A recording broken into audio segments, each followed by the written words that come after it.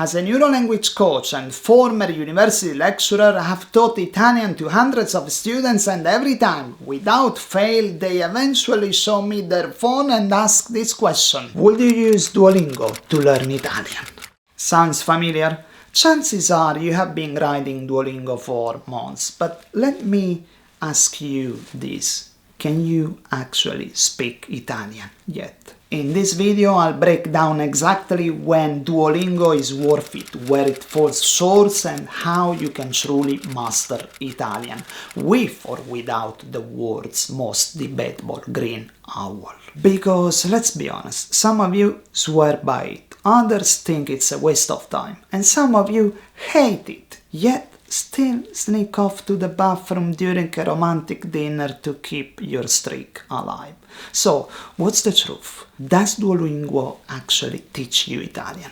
Well, let's find out. So, to start off, here are 3 reasons why Duolingo works. The good side. One of the biggest hurdles when learning a language is staying consistent and motivated. Without regular practice, vocabulary fades and progress stalls. Think about language learning like watering a garden. You can't just flood it once a month and expect lush growth. You need consistent, regular watering. Reason number 1, consistent and motivation. Duolingo cleverly taps into this idea through gamification, turning daily practice into something fun and rewarding. The streaks, levels, and leaderboards keep you coming back day after day, nurturing your language skills bit by bit. And here is why that's powerful. You have a consistent exposure to vocabulary. Every day you use Duolingo, you are exposed to new words and phrases repeatedly. This consistent drip feed of vocabulary leads to better recognition and retention. Reason number 2, vocabulary exposure equals more words, which in turn equals better recognition. But here is the key. Duolingo shines brightest not as your main language learning method, but as a supporting tool. Think of it as the vitamin supplement to your balanced language learning diet. Reason number 3. Great as a side tool, not a main method. This leads us to 3 reasons why Duolingo fails. The bad side. So you have been faithfully practicing Italian on Duolingo for months. You feel confident translating sentences and matching words, but suddenly you are in Italy, face to face with a real Italian conversation, and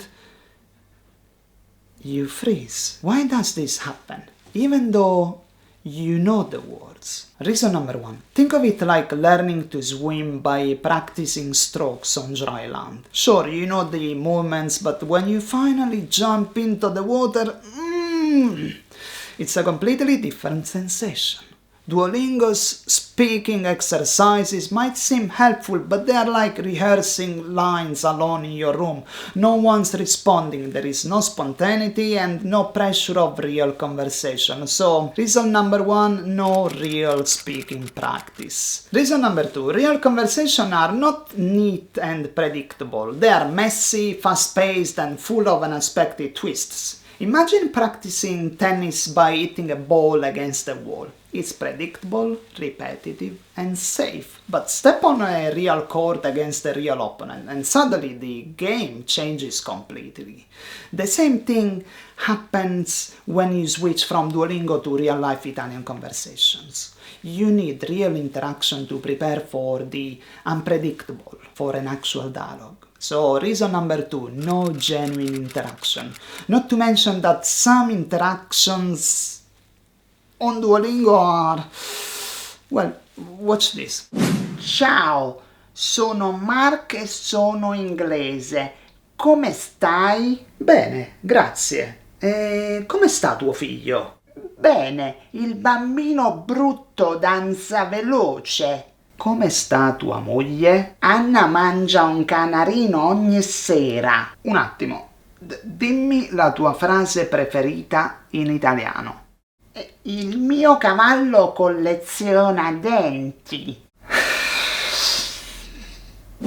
Reason number 3. Our brains crave emotional context to truly remember and internalize new information. Have you ever noticed how easily you remember words from your favorite movie or a meaningful conversation?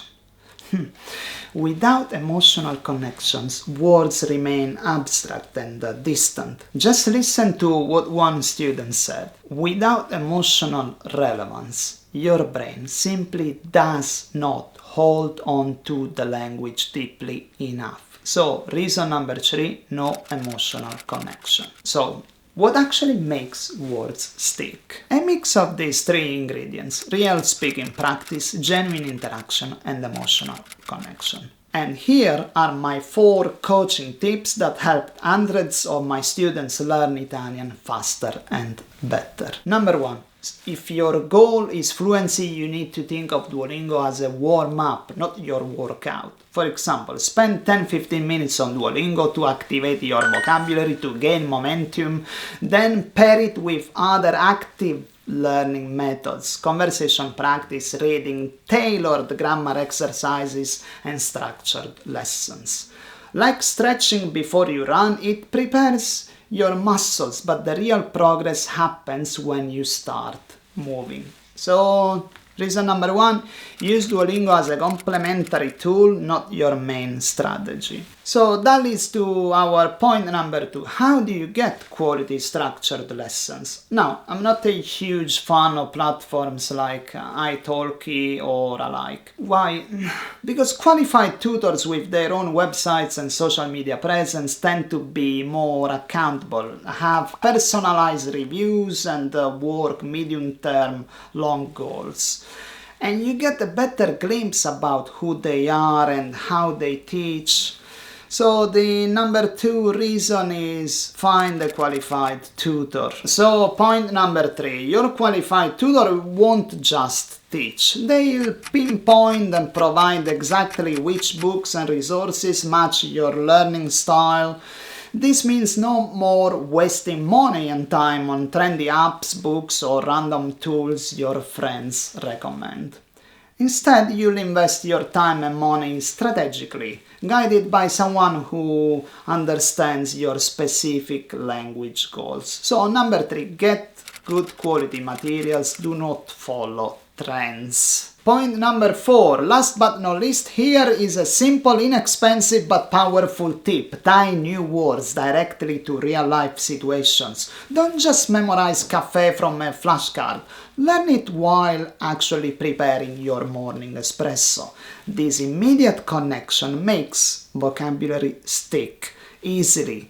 So, reason number 4, speak immediately, even if it's messy. In conclusion, is Duolingo killing your Italian? No, but it's also not making you fluent. It's like learning to swim by watching YouTube videos. At some point, you have to get in the water. If you actually want to speak Italian, you need to train like and with a real human. Do you still use Duolingo? Has it helped you? Let me know in the comments, and once you are done, if you really want to learn Italian faster, watch this video next.